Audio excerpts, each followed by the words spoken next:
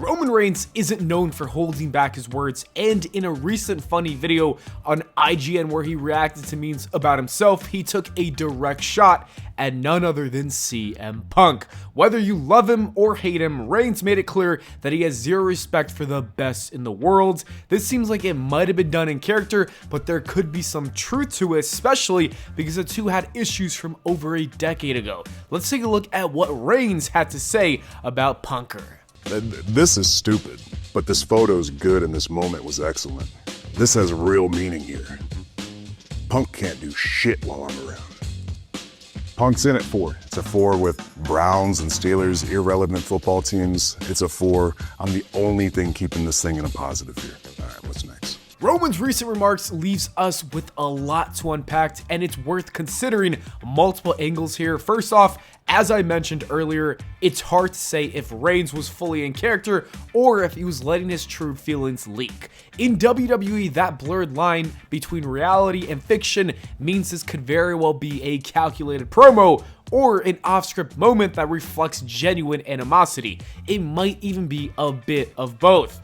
This ambiguity only fuels the speculation that WWE might be steering towards the high-profile triple threat match involving CM Punk, Roman Reigns, and Seth Rollins. The way Reigns delivered his lines could be interpreted as a subtle hint that the company's gearing up to push this storyline forward, setting the stage for what could be one of the most talked about matches in recent memory. Fans have been buzzing about who CM Punk should face at this year's WrestleMania. There's been extensive debate. Some argue that a triple threat match with CM Punk, Cody Rhodes, and John Cena is an encounter that would mix veterans with fresh talent in a very dynamic showdown. Others are envisioning a more dramatic narrative where CM Punk actually might even sell his soul to The Rock, leading to him defeating Cody Rhodes at Mania in a singles match and ultimately claiming the championship. And then there's this enticing possibility of that triple threat match with Roman,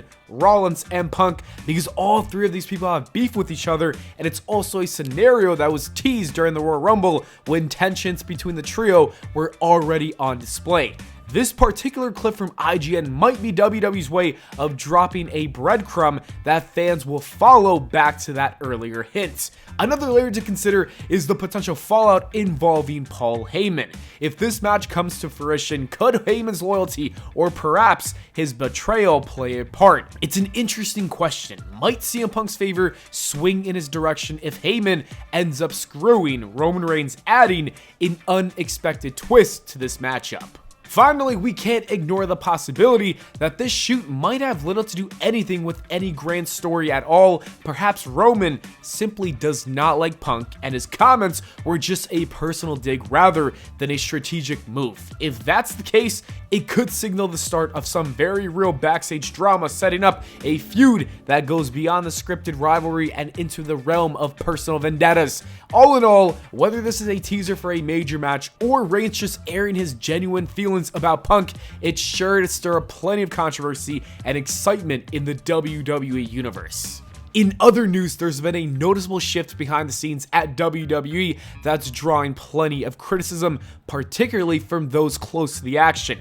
According to WrestleVotes, a significant number of insiders are unhappy with SmackDown's transition to a 3-hour format. Many believe that the extra hour has diluted the show's energy, leaving it with too much filler content and less of a fast-paced, hard-hitting action that fans have come to expect over the years. Adding another layer to the discussion, it's clear that WWE has made a strategic move by sending their stronger and more appealing roster to Raw, especially since Raw debuted on Netflix. Not only does this mean that Raw has the better talent and the top talent, but the booking over there has been also much better than SmackDown, as they position themselves to be the superior product in terms of both talent and storyline execution. On the SmackDown side, the challenges aren't just limited to the extended runtime.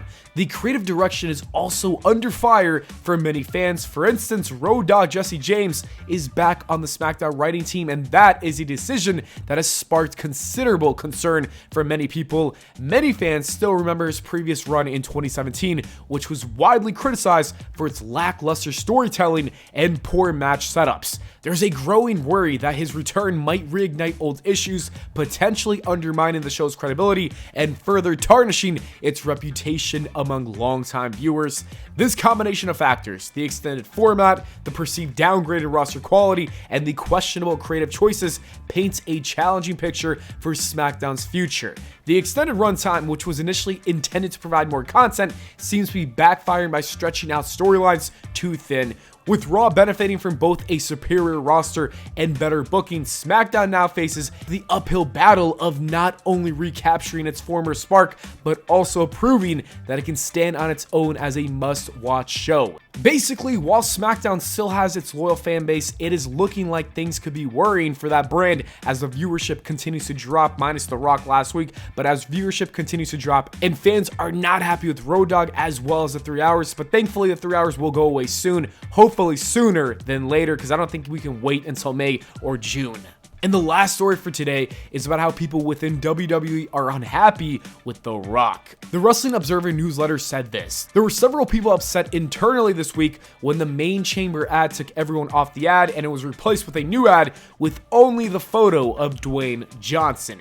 This controversy is particularly charged because it comes at a pivotal moment. This is John Cena's last Elimination Chamber event. And also you got stars like Cena, CM Punk, Drew McIntyre, and Seth Rollins all set to compete, and many feel that these names deserve an equal spotlight on the promotional material rather than having The Rock just steal the show entirely, which is something that he's done for the last couple of years. On a personal note though, I actually don't mind the focus on The Rock. There's no denying that he's the biggest attraction in wrestling right now.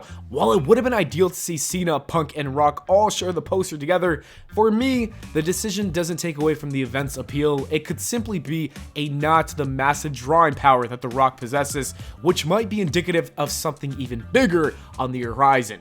In fact, there's a growing speculation that The Rock is cooking up a major storyline, one that could eventually lead to an epic confrontation between Roman and The Rock. At least that's my theory. If that's the case, the WWE's decision to center the ad around him might be a strategic move to signal the start of an exciting new chapter. This potential storyline could explain why the focus has shifted and why The Rock is the main thing, because The Rock versus Roman is going to be the biggest match potentially of all time. That said, I can understand why some talent, especially someone like CM Punk, not that his name was used, but I can understand why someone like him might be upset with this move. When The Rock comes back and re-enters the scene with such a dominating presence, it can feel like he's disrupting established storylines and sidelining other top performers, like for example, Punk lost his main event at Bad Blood when he clearly deserved it. For those who have been working hard to build momentum, it might seem like The Rock is free to come in and just, change everything and shift everything just when he wants, which I can understand would piss people off. Ultimately, however, it all comes down to the undeniable impact of Dwayne Johnson. He does not need the WWE to shine, truly.